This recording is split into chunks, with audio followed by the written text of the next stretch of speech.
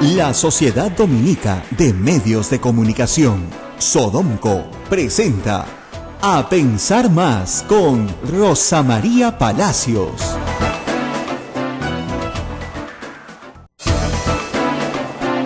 Ocho en punto de la mañana, bienvenidos. Aquí comienza A Pensar Más con Rosa María Palacios. Muy buenos días y bueno, como ustedes saben, la noticia internacional está en todas las primeras planas en el Perú y en Latinoamérica y probablemente en muchos sitios del mundo. Venezuela en una crisis terrible.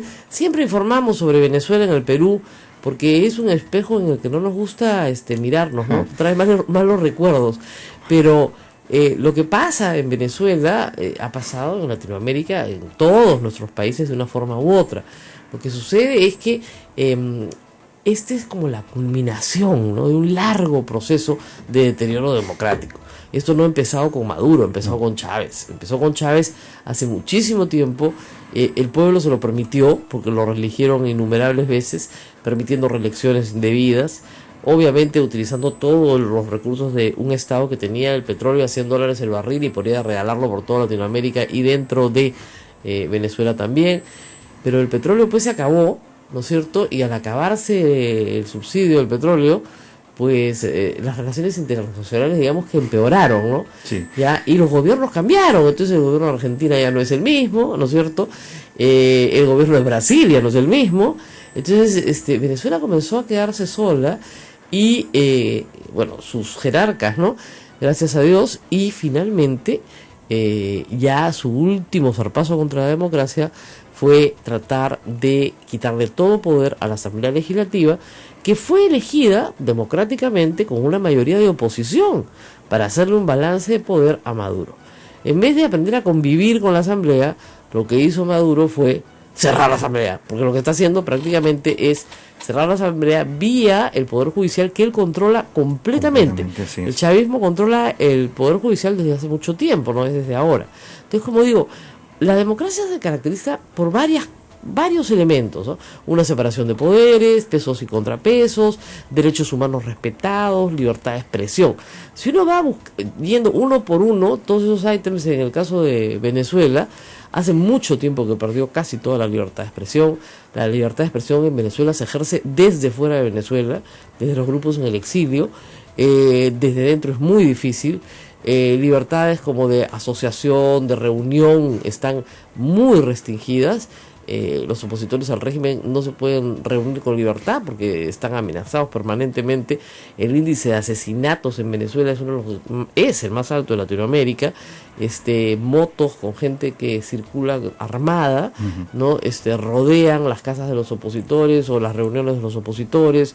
En fin, todos los derechos fundamentales, ¿no?, la libertad de tránsito, etcétera, están severamente restringidos en Venezuela. No hay ninguna separación de poderes. ¿Se veía venir esto, Rosa María?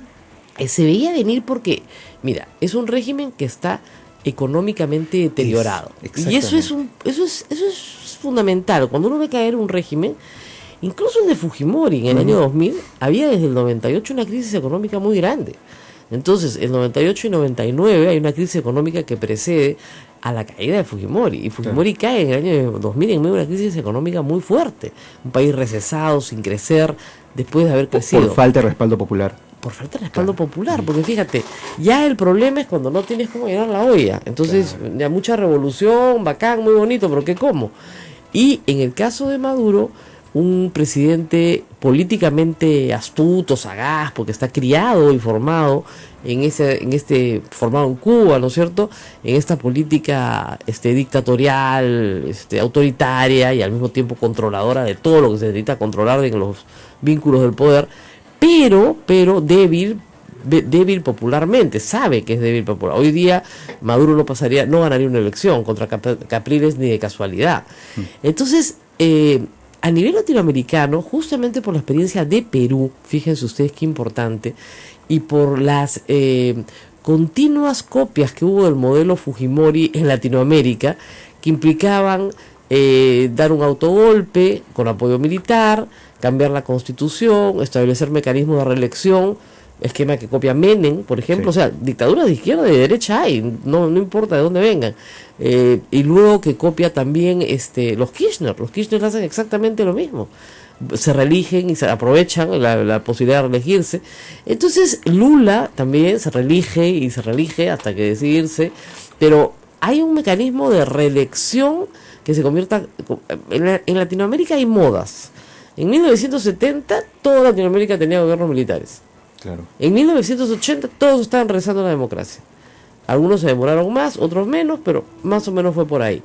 Hoy día a nadie se le ocurriría un gobierno militar en ningún lugar de Latinoamérica, ¿no es cierto? Sería inconcebible. Entonces, la vía a la dictadura no es la del golpe militar. La vía a la dictadura es la del resquebrajamiento de la democracia mediante, primero, la eliminación de los derechos fundamentales o su severa restricción, luego la separación de poderes, se desaparece, se desvanece, digamos, hasta que el poder queda concentrado en una sola mano. La de una cúpula que tiene un control mediático brutal, ¿no? A la que tiene que escucharse horas de horas al día. Entonces, en ese esquema, simplemente la democracia desaparece. ¿Qué pasó el año 2000? Pues un grupo de diplomáticos de la OEA, donde estaba, por supuesto, si no me equivoco, a ver si no me equivoco bien, bueno, me voy a olvidar algunos nombres, así que mejor no lo digo. Comenzaron a discutir la posibilidad de establecer un tratado entre todos los miembros de la OEA que se llama hoy la Carta Democrática. ¿Qué establece la Carta Democrática? Que en América Latina, todos los firmantes de la OEA, Canadá y toda América Latina, pues Estados Unidos no creo que haya firmado, no, Estados Unidos sí firmó la Carta Democrática, perdón, establecen que aquí solamente reina la democracia. Y si un país decide no tener democracia, como es el caso de Venezuela, Venezuela podrá decir que es una democracia, pero no lo es, pues los otros países tienen el derecho a intervenir separando a ese país de la OEA. La sanción es la separación de la OEA. Claro, Diosdado Cabello, el brazo derecho de Maduro, ha dicho, bueno, nos hacen un favor porque la OEA no sirve para nada. Pero quedas como un paria, o sea, desapareces de tus relaciones. Habrían otras cosas que podrían hacerse en Venezuela y mucho más efectivas, ¿no? Como por ejemplo que Estados Unidos no le compre petróleo, para empezar, ¿no? O que Latinoamérica entera no le compre petróleo a Venezuela, que lo vayan a vender a Irán o a los que les sobra, ¿no? Pero no ha sido el caso. Estados Unidos ha sido muy dependiente del petróleo. Es curioso, ¿no? Porque Chávez los insultaba, que el imperio, ¿no? Pero era su principal proveedor. Pero era su proveedor. Sí. No solamente su proveedor, tenían una cadena de estaciones de servicio propia, de PDVSA en Citgo, en los Estados Unidos. Se dan plata con los gringos, ¿no? El imperio. ¿Qué imperio? Se hace negocio con el imperio todos los días. Entonces, sí, la Carta Democrática nunca se ha aplicado en ese extremo, en ese artículo. Pero ya ayer, ya lo había advertido el secretario general de la OEA, en un artículo muy contundente, que fue una recomendación muy contundente, diciendo que, de acuerdo a la evaluación de la OEA, en Venezuela no hay democracia. Ya había pedido una intervención, una hoja de ruta, ¿no es cierto?, para llevar a elecciones democráticas a Venezuela. Por supuesto, para ponérselos en sencillo, Maduro le dijo que se metiera su hoja de ruta donde viene quepe, ¿no? Entonces, vino esto, que ya es el colmo, ¿no? Es el Tribunal de Justicia diciéndole, la Corte Suprema de Justicia, el equivalente a la Corte Suprema, diciendo a la Asamblea Legislativa, yo asumo tus funciones. Yo asumo de tus funciones porque estás en desacato. ¿Qué había pasado? La Corte había decidido que 3 representantes del Estado de Amazonas no juramentaran y no fueran diputados, cosa que desobedeció a la Asamblea Legislativa, pero luego los separó para evitar problemas, ¿ok? Ya no, estás en desacato. Oiga, señor, ya lo separé pues para evitar, pero no, estás en desacato.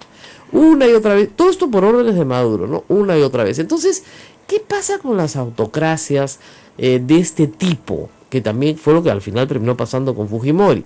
Hay un ropaje legal, o sea, hay un barniz legal, pero no hay democracia. O sea, la Corte ha dicho que la interpretación del desacato, todo eso es mentira. Lo que hay es una dictadura, un poder imponiendo... Una perversidad política, ¿no? Claro, para poder y la perversidad legal. Total, imagínate, sí. Mira tú, pues, lo que hacía Montesinos, que además tenía la perversión del abogado, ¿no? Es decir, yo controlo el Jurado Nacional de Elecciones, el Jurado Nacional me saca una resolución el 31 de diciembre de 1999 con el cambio a las 8 de la noche y permito que Fujimori se reelija, ¿no? 1, 2, 3, por tercera vez, y luego de que hago eso... bueno, primero tengo que empezar cómo controlo el jurado. Entonces, para controlar el jurado, claro, tengo que controlar a quienes, a los que conforman los miembros del jurado. Claro. Te les ofrezco determinadas cosas. Entonces, al que viene de la Corte Suprema, claro, tengo que controlar también la Corte Suprema. Y para controlar la Corte Suprema, ¿a quién tengo que controlar? Al Consejo Nacional de Magistratura. Y así para atrás. Entonces, claro, para que no me digan nada, tengo que controlar el Tribunal Constitucional. Entonces tengo que votar los del Tribunal Constitucional que no son míos. Y así se maneja. Entonces, claro, el ropaje legal sale perfecto porque efectivamente nadie se opone a la reelección, lo ha dicho el jurado, lo ha dicho el Tribunal Constitucional, lo ha dicho la OMP. O sea, todos los poderes que rodean esta decisión están de acuerdo. No están de acuerdo, los has coimeado todo. Después los videos desfilaron ante los ojos asombrados, ¿no? Y no tan asombrados de todos. En Venezuela no hay videos, pero es evidente que esa Corte Suprema, igual que el Tribunal Electoral de Venezuela, que es un escándalo, esta señora Tibisay, está entornillada ahí hace una década y simple y llanamente lo único que hace es jugar en favor del oficialista de turno, sea Chávez o sea Maduro. Entonces, al final de cuentas, yo creo que Chávez va a ser recordado por el pueblo venezolano con más cariño porque había plata. Pero de Maduro, hace meses que decimos se cae de Maduro. El asunto es cuánto va a aguantar la gente, ¿no? Y lo que quiere la OEA es que haya una salida democrática, una salida negociada tal vez, pero democrática, porque si no esto puede terminar en un mar de sangre. O sea, el problema es que la gente sale a la calle a protestar y sea reprimida ferozmente, como ha sucedido varias veces en Venezuela. Y el otro problema es qué cosa es lo que quieren hacer las Fuerzas Armadas con esta pelota caliente. Porque ustedes saben que al final de cuentas, cuando tú tienes un golpe de Estado, lo primero que tienes que saber es a dónde salirían las Fuerzas Armadas. Porque las Fuerzas Armadas son finalmente garantes, lamentable, nos guste o no, garantes de la democracia. Quien tiene las armas finalmente las puede usar. Claro. Entonces, antes de armar una guerra civil, ¿no es cierto?, terminas estableciendo por la vía democrática una salida negociada. Entonces, esas son las opciones. Ahora, para hacer un gobierno en crisis, si tú ves a Maduro, a Diosdado Cabello, a su canciller, es decir, ahí no pasa nada, pegan de gritos, ¿no? Y nuestro presidente, que ha sido insultado, y no porque sea el señor Pedro Pablo Kuczynski, sino porque es el presidente del Perú, y la presidencia del Perú es una institución, y las instituciones son respetables entre estados, no puede ser insultado por una canciller de otro país. No puede, pues. En realidad, como dicen, hemos debido retirar al embajador hace tiempo, pero ha habido mucha paciencia con Venezuela en el Perú. Anoche, ya sabiendo esto, y amparados en la Carta Democrática, el presidente de la República ha separado a definitivamente a nuestro embajador, que es el gesto diplomático más grave que hay en materia de relaciones. Es decir, estás rompiendo relaciones. Al no tener embajador, rompes relaciones, se queda el encargado de negocios para atender a la población, y por supuesto el consulado para atender a la población peruana en Venezuela, pero simple y llanamente se rompen relaciones, ¿no? Ahora, hay otros países que se lo están pensando más, ¿eh? Han llamado a consulta, por ejemplo Chile, Michelle Bachelet ha llamado a su... La mayoría van a llamar a consulta, yo creo. Los más fuertes hemos sido nosotros, hemos sido los primeros. Sí. ¿Ya? Ahora, lo mismo nos pasó cuando le dieron ese semigolpe a Chávez, que él decía, me han dado un golpe, y era el pueblo que se levantó porque estaba harto, y se hizo mal. Nosotros, cuando los golpes salen mal, todo el mundo dice sí, fue un golpe, pero cuando salen bien es sí, señor presidente, ¿no? Eso me decía bien. Cuando el golpe sale bien, todos dicen sí, señor presidente. Cuando el golpe sale mal, dicen sí, golpista. Bueno, ese golpe salió mal porque los militares se voltearon. Sí. O sea, los militares se voltearon. Chávez ya estaba a punto de ser deportado, ¿verdad? Y se voltearon, y al final la persuasión de Chávez a los propios militares hizo que volviera al poder, y por supuesto todos los que estuvieron en ese intento de tomar el poder se fueron al exilio, ¿no? Y los acusó de golpistas toda la vida. La oposición le costó mucho trabajo reorganizarse desde el 2004, pero el primero en decir qué bien, qué gusto por los venezolanos fue Alejandro Toledo. Sí. Y nos metimos en un lío diplomático espantoso, porque al día siguiente al que habían sacado había regresado. ¿Ya? Entonces mejor no correr, ¿no? Lo que te dice la diplomacia es no correr. Pero en este caso sí. Y yo ayer he estado en Transparencia, tuvimos asamblea general de asociados, y no integro ya el consejo directivo, pero hubo un pedido a todos los asociados y emitimos un comunicado en el mismo sentido, digamos, respaldando la democracia en Venezuela, que el comunicado de la Cancillería, no urgiendo la aplicación de la Carta Democrática, que, como repito, la única sanción es que aísla a Venezuela de la OEA, la saca de la OEA. De repente te interesa un pepino estar en en una negociación multilateral, Claro. ¿no? Pero ya quedas marcado, ¿no? Quedas como la dictadura latinoamericana. Y aquí en nuestro país, Rosa María, no me ha sorprendido, pero sí me ha llamado mucho la atención el tuit de Keiko Fujimori, la lideresa de Fuerza Popular, que ha dicho: expreso mi respaldo al presidente Kuczynski en su decisión de retirar a nuestro embajador de dicho país, en una declaración que podría ser considerada conveniente, pero basada pues en algo de amnesia histórica, ¿no? No, es que fíjate, ahí hay dos cosas. La primera es, ojo, yo también gobierno, ¿verdad? ¿Te das cuenta?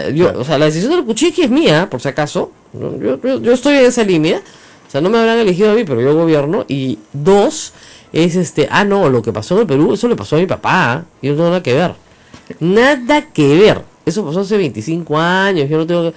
Vamos a celebrar ahorita, 25 años, la próxima semana. Entonces, eso pasó hace 25 años, no tengo nada que ver, no me interesa. Bueno, y, digamos, como estrategia política no está mal, ¿no? Es más, siempre, no siempre, en los últimos, digamos, 3 años, desde que se inició la campaña para el 2016, esa fue su actitud, es un fenómeno que no debe repetirse, etcétera. Pero no más un 5 de abril. Escúchame, pero hace 4 años hay unos tweets de Keiko Fujimori, que a ver si mis amigos de Memorex o de Hurgar en la Memoria, ¿no?, lo sacan, donde celebraba el 5 de abril. Sí, pues. O sea, no hace mucho tiempo, entre la campaña del 2011 y la del 2016 hay unos tweets celebratorios, tal vez un poquito antes de el 5 de abril. Así que tampoco, como diría Kenji, tampoco, ¿no? Los que están también en problemas, por supuesto, son los de Frente Amplio, porque tienen que asumir todas sus contradicciones, aunque han tratado de ser más, vamos a decir, asertivos, ¿no? Decir, y rápidos, ¿no? Más rápido, sí, esto ya no es una democracia, el pueblo tiene derecho a manifestarse. Pero no usan la palabra dictadura, ¿no? Les cuesta, pero pucha, está ahí, pero no sale, ¿no? Entonces, me hizo recordar un poco como cuando Verónica Mendoza quería apoyar a PPK, pero no quería decir voten por PPK, ¿no? No quería, sí. ¿No? Entonces, no quería decirlo, pero quería decirlo. Es igual. Entonces ese es el tema, ¿no? En fin. Qué gracioso. Todos los que están declarando contra la dictadura de Fujimori, también hay algunos que querían quedarse más bien calladitos, ¿no? Sí, en fin. Eso es lo que creo que el silencio a veces es necesario, ¿no? Así es. Sí, Mira, pues. están pasando por Twitter fotografías de cómo se encuentra en estos momentos Venezuela y hacen una comparativa con el 5 de abril, el 6 de abril, o sea, el día siguiente, ¿no? La situación es muy parecida. Fue un día de te digo una cosa, mucha confusión. Como yo soy abogada, para mí era clarísimo que era un golpe de Estado, pues yo no tenía discusión. Sí. Y yo trabajaba con el doctor de los Ceros. Estaba trabajando en un proyecto de Naciones Unidas para elaborar un proyecto de reforma del Estado, y el doctor de los Ceros obviamente renunció, porque es abogado, pues no puedes aceptar una ruptura del orden constitucional, ¿no? Y con muy buena educación, muy buenos modales, pues se fue, ¿no? Pero fue el día siguiente de mucha confusión, porque la mayor parte de la gente que nunca leyó la Constitución, que no sabe cuáles son derechos y obligaciones del Estado, etcétera, consideraba que estábamos viviendo en un caos que era verdad.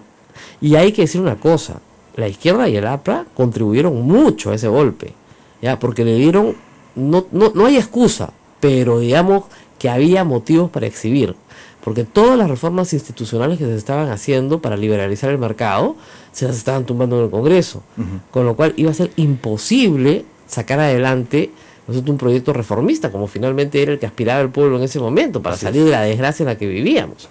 Y además, hay que decirlo también, 6 meses después atraparon a Abimael Guzmán y se acabó la discusión. Claro. ¿Se dan cuenta? Ese es el tema. Había un enemigo público tan brutal, tan gigantesco, ¿no es cierto?, que simplemente el hecho de que se le atrapara acalló toda crítica. No, tenemos que ir a una pausa y ya volvemos, pero no se muevan, se muevan. Esto es A Pensar Más con Rosa María Palacios en las emisoras de Sodomco. Sodomco, Sociedad Dominica de Medios de Comunicación.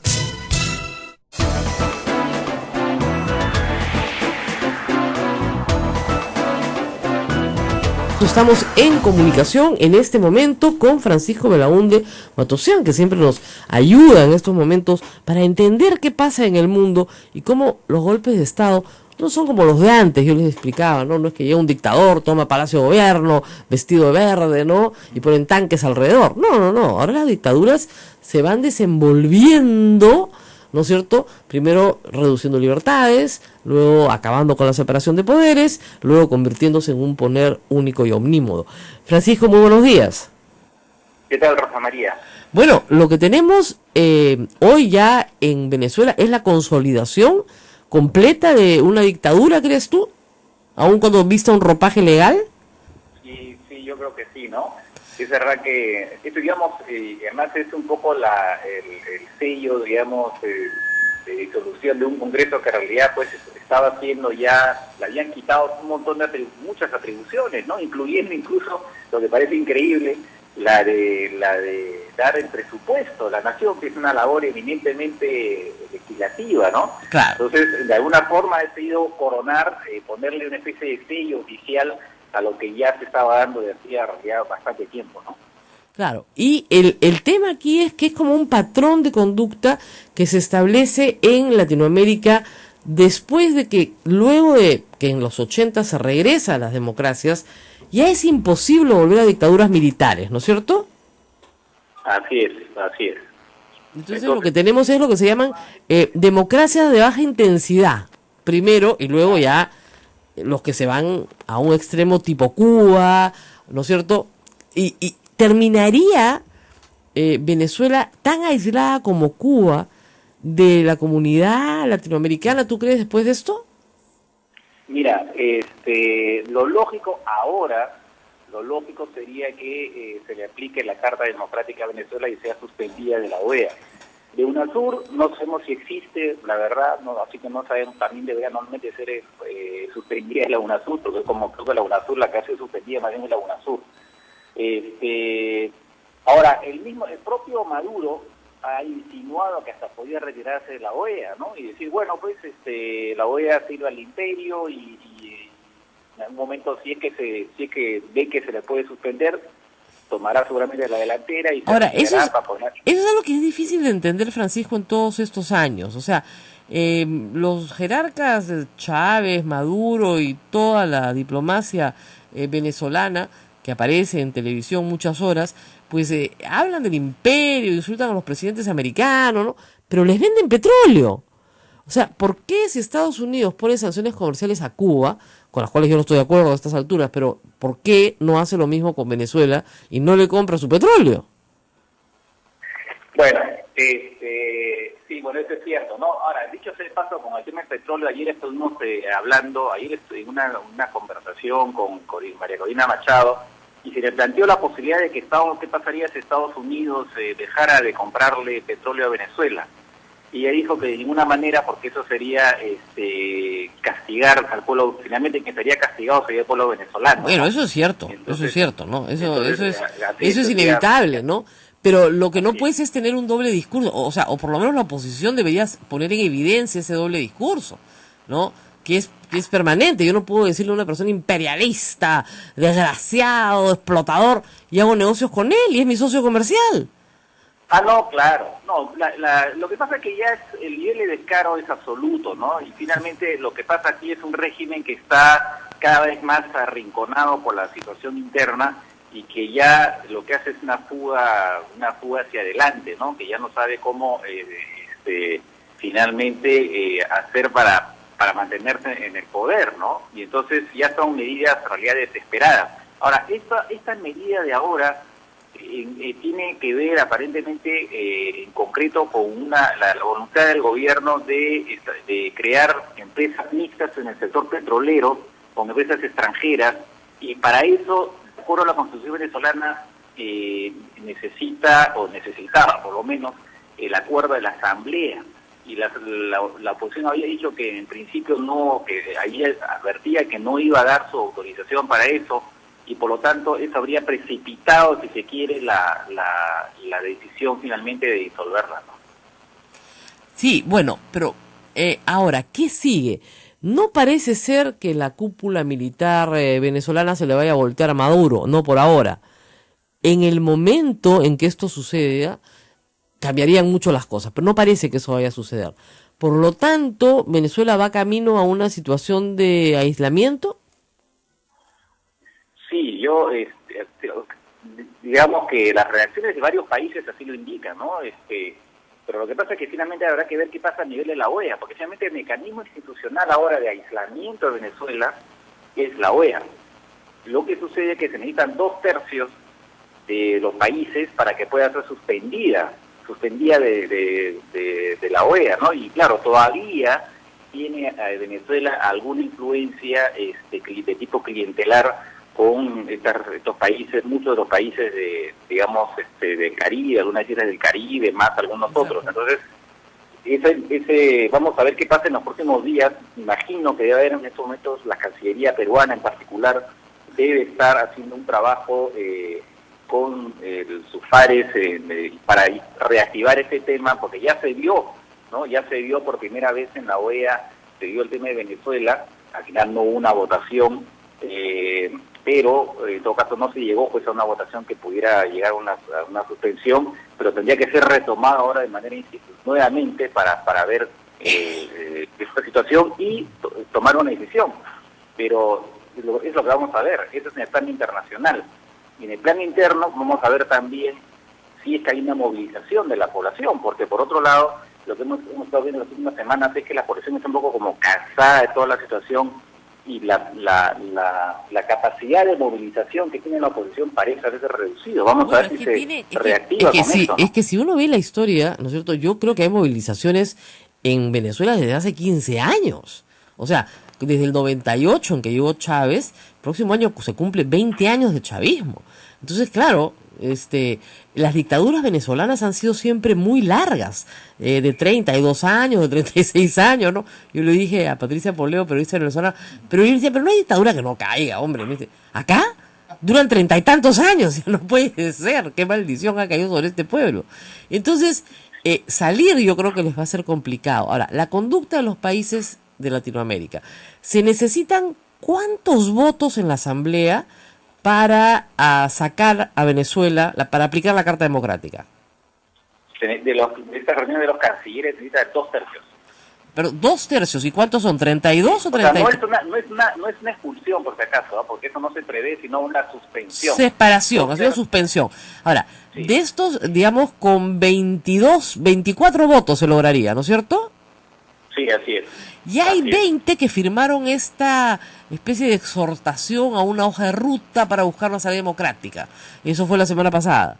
¿Se conseguirán 24 votos para suspender a Venezuela? Mira, lo que ha ocurrido ahora es lo que podría pasar es que como lo que ha ocurrido es tan abiertamente, o sea, ya es un golpe donde ya no hay maquillaje, ¿no? Claro. En esta oportunidad ya el maquillaje se fue, o lo poco de maquillaje que podía haber se fue. Entonces eso podría de repente incitar a 4 países más para adoptar esta resolución, ¿no? Esa es una posibilidad, digamos.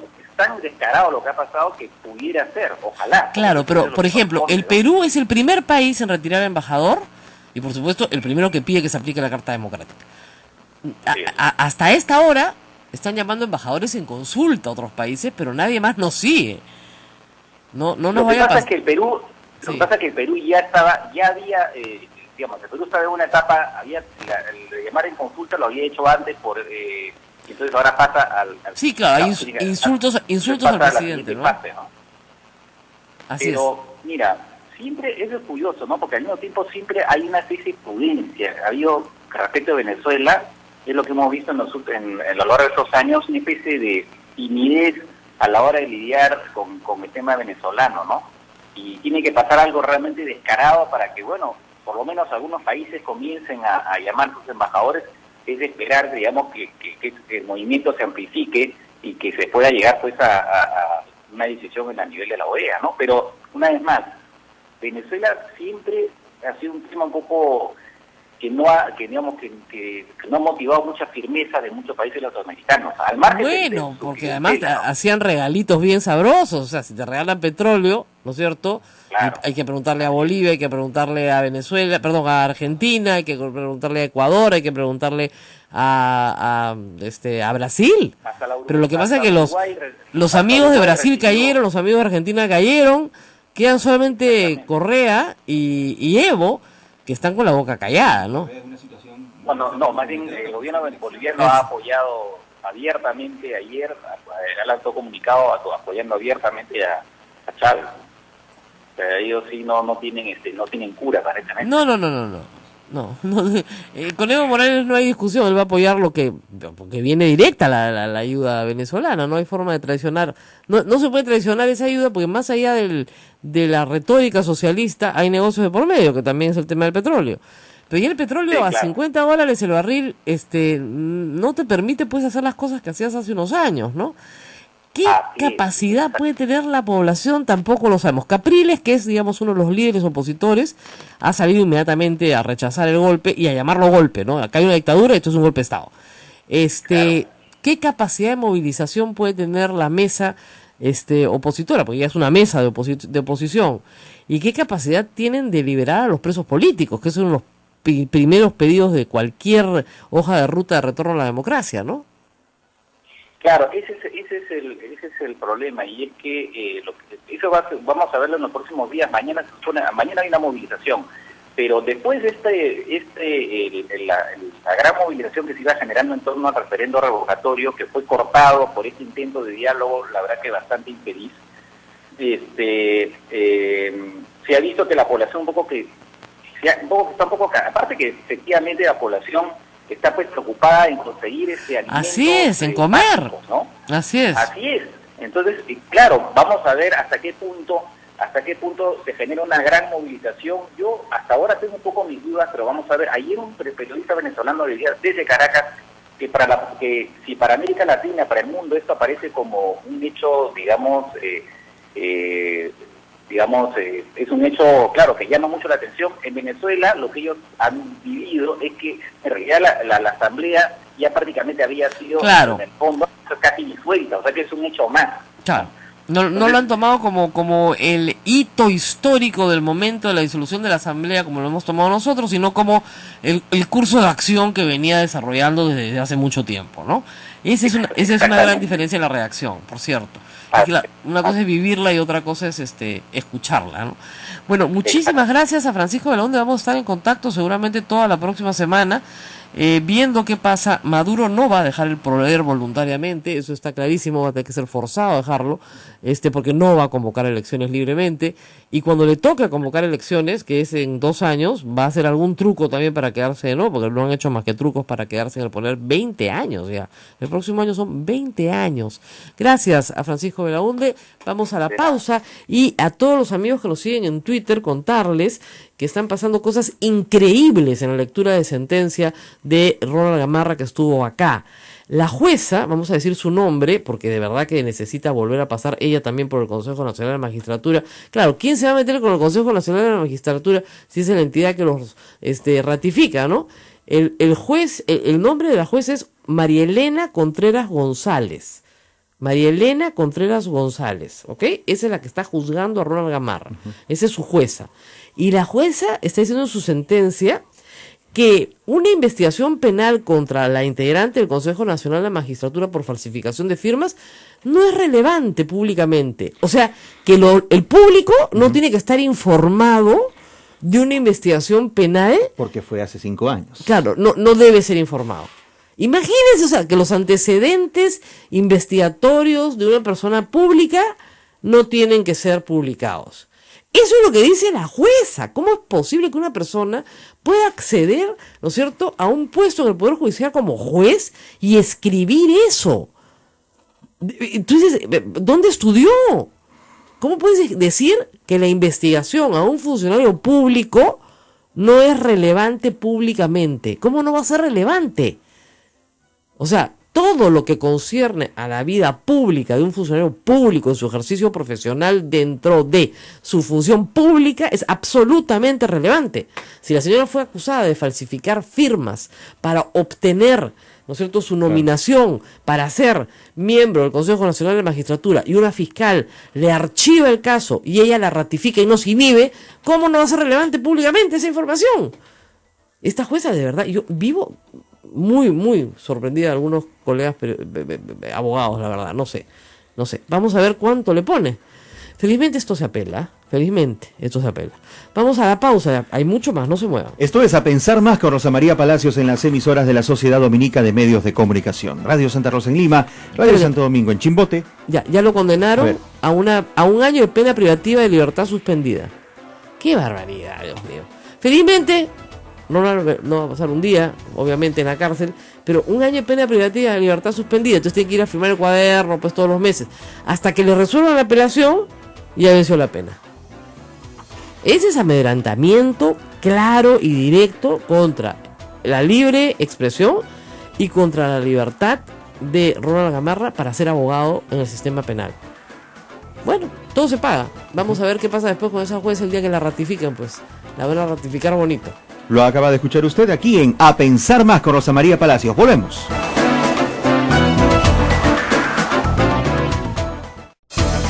Gracias a Radio Santa Rosa en Lima, Radio Santo Domingo en Chimbote, Radio San Martín Arequipa y Radio Veritas RTV en el Cusco, las emisoras asociadas a Sodomco. Estamos al aire con todos ustedes, además de Radio Quillabamba, La Convención y Radio Madre de Dios en Puerto Maldonado. Rosa María.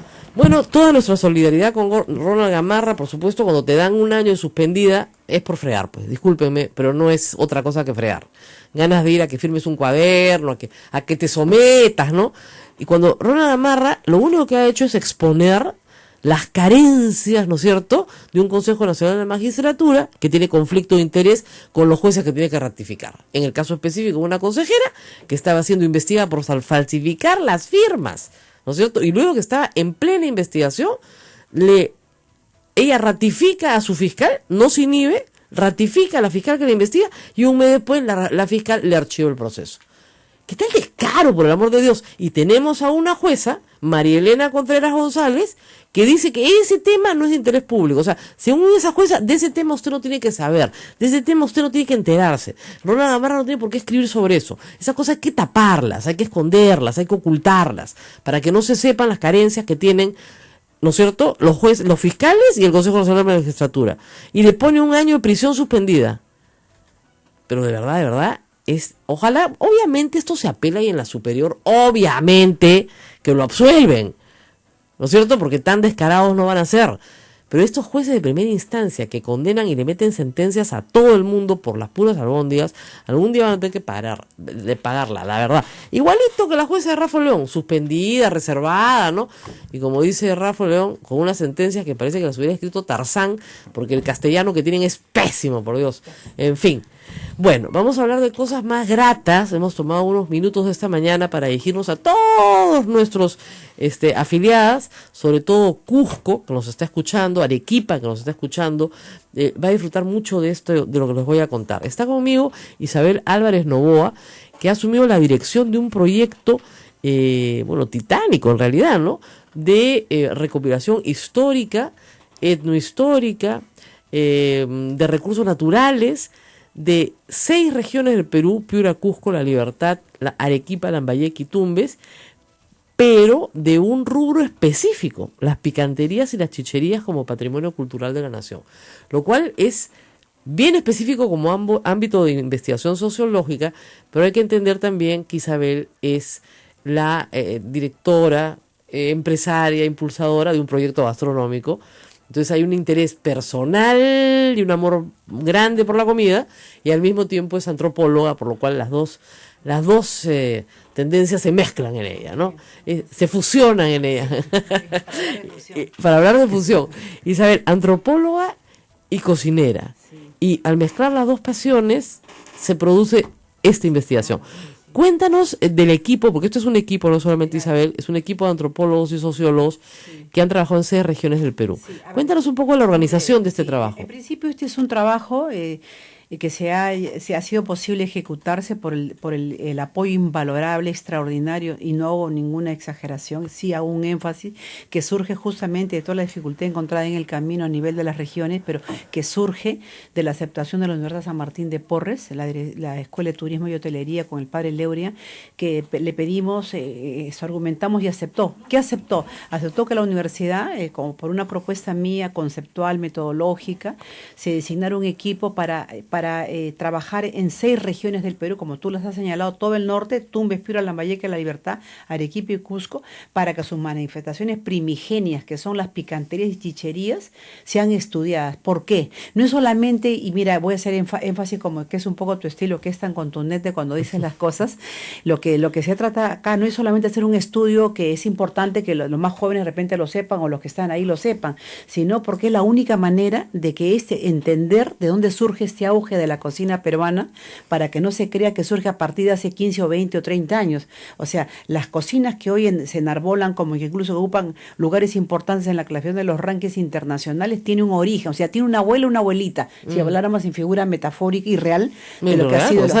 Hay fotografías de la abuela y la abuelita. Claro, no, y hay una señora, para hacer un paréntesis, hay una señora en Piura de 104 años, la señora Villegas, ella es catadora de chicha, o sea que imagínate la lección que le puede dar un sommelier de 30 años, o sea, por decir algo, ¿no? O sea, el conocimiento está en mujeres también, el tema de las bebidas. Bueno, pero en la línea que tú me preguntas, se trabajó en estas 6 regiones para que el país, los cocineros, las instituciones del Estado sepan dónde surge el auge de la cocina peruana. Surge en la constitución del gusto de las picanterías y chicherías hace siglos, y que eran las casas que se abrían de las señoras para ofrecer sus servicios. Con lo cual también estoy diciendo que el tema del emprendimiento en la mujer no es de ahorita, hace 20, 30 años, porque el ministerio tal o cual lo crea. Las mujeres todas las vidas han estado al frente del hogar con el aporte económico, más allá de la responsabilidad que tenía de la crianza de los hijos, la conducción del hogar, también ofrecían el alimento que era en casa mucho mejor hecho, porque lo iban a ofrecer a los viajeros, a la gente que transitaba y la gente que llegaba a sus sitios. Vamos con lo cual a leer los nombres de personas importantes. Ronald Arquiño por Vidal. Favor, eso te iba a decir luego como una parte. Sí. No, Ronald Arquiño Vidal, George Yuri Cayagua, y complementariamente está Enrique Ramírez también, que se han jugado enteros en las regiones con toda la mística. Además, detrás una mujer, que era yo, que los ha jochado en el mejor sentido, ¿no? Es muy interesante porque cada región tiene un trabajo de campo con una metodología similar. Son 2 tomos el libro. Entonces, la metodología hace que sea fácil seguirlo porque tienes la historia, ¿no es cierto? Recursos naturales de la región propios, ¿no es cierto? Claro. Y luego ya van a las chicherías que se encuentran ya las picanterías. Y acá viene lo que me parece que es interesante de ese trabajo transversal, ¿no? ¿Picantería es lo mismo en cada región o no es lo mismo? En esencia es lo mismo. ¿Qué es? Ya claro, la picantería, muy bien. La picantería era la casa. Era la casa de la familia X que que abría sus puertas, y si tenía un espacio mayor, la ramadita, donde ponía sus mesitas, sus banquitas, que son tan entrañables, y donde la señora sacaba, en primer lugar, antes que la picantería han sido las chicherías. Exacto. Y antes que las chicherías han sido otros espacios previos, como los jatos, que eran los mercados, donde, o sea, el espeño, yo te doy, yo necesito bebida, tú que me das, como si pensáramos primariamente en el trueque, ¿no? Luego la chichería, la chicha la preparaba la mujer, en el caso del sur, la chicha de Huiñapo, llamado así, que es palabra aymara, y en el norte la chicha de Jora, que se da en todo el norte. Entonces se ofrecían la chicha, y como complemento, para incentivar el consumo de la chicha, se daba un piqueíto, ¿no? O un picante en el caso del sur, piqueíto en el caso del norte, con su nombre que además ha derivado en canciones y demás, y eso se ofrecía. Pero después, fueron creciendo las ciudades, las regiones, empezó a hacer al revés, o sea, se ofrecía el piqueo y como complemento era la chicha. Pero la chicha es central. ¿Y por qué las mujeres preparan solo chicha? En la investigación se establece que es la mujer la responsable no solamente de preparar la chicha, sino de enseñarle a sus hijas, a sus nietas, y que la tradición se mantenga a lo largo de varias generaciones. Porque la mujer tiene que saberlo el Perú, y que lo recuerde porque lo tiene en su propio entorno, que es la familia. La mujer es central, fundamental, esencial en la constitución del gusto de la cocina en el Perú. Esta cocina que hoy se celebra en los varones, con los cuales no tengo absolutamente nada, es más, tengo un hijo excelente cocinero, pero que tiene que reconocer de dónde aprendió, incluso y con total amor te digo, más que de mí, precisamente en la cocina, los dos aprendimos de mi madre, Claro. que ya no nos acompaña, que tú la has conocido, de ella. Entonces, el sabor que hoy enorgullece a los peruanos surge en las casas y en los sectores Estamos populares. absolutamente Y ahora de quiero acuerdo. decirte algo, Vanna, estoy ya en nuestra condición de mujer. Mira, ¿por qué está invisibilizado esto? ¿Por qué se ha ignorado, incluso en manos de los historiadores formales? Porque mira, yo creo que así, y sinceramente soy enfática, ¿ve? La historia de la mujer, la historia de los pueblos, la historia de los pobres, la historia de la cocina, ha sido la historia de la invisibilización en el mundo. Hago una pausa. Así ha sido. Así es. Por eso es que incluso en Europa, y te digo porque yo tengo muchos amigos y colegas europeos que trabajan estos temas, la mujer aparece como complemento, como consorte, como la musa, la que ayuda. No. Entonces, ¿qué es lo que ha sucedido? Ese momento, creo yo, con todo el amor que nos provoca el país, a pesar de la crisis, y mira lo doloroso que resultó cuando hemos presentado este libro Sí, pues, en Ministerio de justamente- Cultura, justamente la zona más rica en picantería, que solamente me Es vas la a más preguntar, dañada. es la más dañada. Pero te juro, desde acá le digo, si está escuchando un piurano, una gente del norte, este es el gran reto. Y quien está al frente es una mujer. Y como No, tal me y pongo se al van a frente de eso, levantar. porque se van a levantar, pero mira, yo agradezco tanto a la vida que, mira, y justo hablaba con los chicos ahora en la mañana, antes de venir acá, le digo, qué impresionante, le digo, todas las fotografías que tenemos, incluso esas que no están tan bonitas, conservémoslas, porque nos va a ayudar a Claro. identificar cuáles son los espacios y las picanterías que han sido dañadas para ver cómo restituirlas con el proyecto de la ley, ¿no? Eso veía porque además hay fotografía y hay también casi un mapa de las picanterías. Ah, no, sí, claro, sí, hay todas un las etiquetas mapeo, entonces sí, están con plenamente- dirección, con nombre, con las personas que le integran, dónde queda. Exactamente. Hasta yo ya quería poner si llegaba el micro o llegaba no sé qué, Claro, para entonces, con el afán. hay nombre, hay todo, está todo, Sí. absolutamente todo. Sí, Entonces, claro, en un la trabajo región, completísimo. entonces, lo que tienes acá hay por ciudades, por zonas, Por provincia, por distrito, provincia, por anexo, distrito. y Entonces, los nombres de además, las solo picas. funciona sábado y domingo, solo Todo, funciona los días sí. de más, abren en la noche, otros días, otras no, Sí, claro. etcétera. Entonces, acá están las cocinas, acá están las señoras cocinando. Los En casi- utensilios, las formas como se en preparaba. casi todas aparecen en las fotos mujeres, ¿no? Claro. Esa es una decisión de la editora. No seas mala. No, esa es la decisión de la realidad y que Mira lo qué linda tenemos que foto, la saber. cusqueñita Sí. tradicional picante. Esto es en el Cusco, muy bonito. claro, pero en casi sí. todo, aunque sea una foto así pasada, aparece una mujer. Sí, claro, qué ¿Ya? impresionante. No, pero eso no es casual, pues Sí, es una no, pero decisión te de la juro, editora. sí, pero te juro, créeme que es una constante. Evidentemente también hay hombres que son chicheros que. Ahora, mire, es interesante porque ahora. Pero es la mujer la que prepara la chicha, pero la que se la toma. No, los dos. Pero, es más, Exactamente. pero digamos que en términos de origen es la mujer la que lo prepara, porque varias etapas, varios Sí. momentos del proceso de la fermentación, luego el colado, en fin, el hervido, todo eso que demora mucho rato. Luego, en un momento, truncar ese proceso de fermentación, porque la chicha es un fermentado, como es la cerveza. Así es. O sea, eso es lo Hay importante. un poema saber. acá de la chicha le habla a la cerveza. Ah, también. sí, también, claro. Pero ¿sabes qué? Yo quiero un reto, como se llama, aprovechando tu Linda tiempo y foto. muchas gracias por el tiempo que nos brindas, pero ¿sabes qué? Yo creo que este es el momento, yo creo que cuando se toca a fondo, lo único que nos queda es elevarnos. Mira qué vaya, Hay unas esa fotos foto. preciosas, Sí. preciosas de mujeres cusqueñas, estoy ahorita en Cusco, pero pues estoy yendo por todas las regiones, Muy bien. sosteniendo, ¿no es cierto? Por fin vaso. por fin Ya. un hombre sale con un mate. Los hombres sobran, mira ahí en el tema. No, Sí, no, comiendo. Ah, muy bien, mira que acá, comiendo. mira cómo es nuestro aliado, comiendo más tranquilo, ¿no? Ahora, hay también cosas interesantes, ¿no? Hay, como se hace en un trabajo antropológico, hay entrevistas, ¿no? Sí, claro. Entrevistas y se resumen algunas y algunas están textuales de cómo se inician, ¿no es cierto? Muy bien. Por ejemplo, acá en Catacaos, ¿no? Mi papá es de tal zona, mi mamá es de tal zona. Que es una él maravilla, trabaja- es una Hay maravilla mucha eso. información Sí. de de cómo se inician en la cocina, por qué se inician en la cocina, quiénes participan, Claro, ¿no es cierto? es la familia. el menaje, por ejemplo, cómo fue cambiando. Ese es un tema interesante, porque tú ves Claro, que el sí. menaje y la cocina va cambiando. Ahora, ¿no? tú ves mucho dibujo, también sabes por qué, porque muchas veces esos utensilios ya han sido dañados, Sí. ha entrado el plástico horroroso. Claro. Entonces, lo que hay que hacer, mira, y eso sí me parece importante, ve, el libro tiene una cosa importantísima, en las primeras 50 páginas yo propongo un conjunto De medidas correctivas y de de políticas propuestas, públicas, de ¿no? políticas. Es que si no, ¿sabes qué pasa? Si nos vamos a quedar contemplando la picantería como el huequito de doña Santitos o no sé qué, y lo digo con ironía buena, ya, si nos quedamos así, estas señoras no van a poder nunca recibir a un grupo de turistas que lleguen en un bus con 30 personas. Claro. ¿Qué es lo que queremos? Que esa señora tenga las mismas condiciones y posibilidades de realización Bueno, económica como cualquier otro yo te restaurante. cuento- yo Si te con cuento- ellas nace la cocina en el Perú. Claro, y explicas medidas con la SUNAT, por ejemplo, Sí, que son claro. importantes de formalización.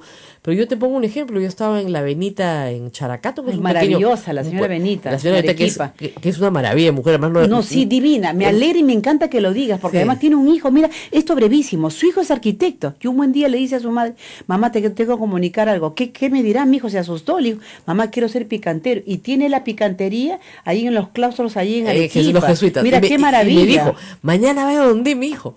Pero tan generosa, porque claro, ¿sabes qué tiene la picantería? Que ella, a pesar de que ha hecho ya una formalización, tiene una cocina linda, No, claro, inoxidable, sí, tiene una buena posibilidad, está bien ubicada. está muy ella. ubicada en la plaza de Characato. Además, yo fui el día del campesino, o sea, la gente salía por las Ay, qué ventanas. lindo. Pero tiene ese aire familiar Muy bien, de la sí. señora que va de mes en mes y ¿qué te comes? Sí. ¿Por qué no me pruebas el cuy? ¿Por qué no me pruebas? Te voy a hacer algo rico para ti. Sí, te qué voy a lindo, traer. claro. Con Esa mucho humanización- cariño. esa humanización que ya se ha al perdido final en los restaurantes. Venía y me regalaba una botella de anís. Me decía, pero señora No, Benita, qué usted tiene que ganar linda. plata. decía. Sí, claro. Si exageramos, no en todos, obviamente, obviamente, no, claro, pero hay un trato, es que lógicamente es el desarrollo pues del capitalismo, de la modernidad, de todo eso. Y eso no es malo, pero también tenemos que tener la otra opción, porque es lo que, ¿sabes qué? La comida en principio tiene que conmoverte. Mira cómo lo cuenta. Claro, es una historia linda. María poner una fotografía y vi la presentación de un plato, ya Claro. con un filete, me parece encima, y me hizo recordar inmediatamente a la abuela, cómo es que ella lo Claro, servía. claro, Y eso gozoso, ya no se ve abundante, ahora. rico, Abundante. No tanto sabroso. como abundante, Ya, pero sí la ya, presentación, claro. más familiar. Ge- ¿no? Muy bien, generoso, muy bien, como dicen, claro. generoso, Claro, generoso, sin claro. regateo. Sí, claro. Bueno, sí. nos tenemos que ir, Sí, Isabel, porque hoy día es muchísimas la gracias. misa del Señor de la Justicia, que es una misa muy importante acá y tiene también muchísima devoción todos los viernes. Qué lindo. Pero yo les recomiendo a todos, miren, les repito todo completito para que lo lean bien. Picanterías y Chicherías del Perú, Patrimonio Cultural de la Nación. Eso es lo que hemos logrado. Eso es importantísimo que lo sepan. Sí. Patrimonio Cultural de la Nación, espacios primigenios de la cocina. Claro, Isabel Álvarez Novoa estaba con nosotros, la directora del proyecto,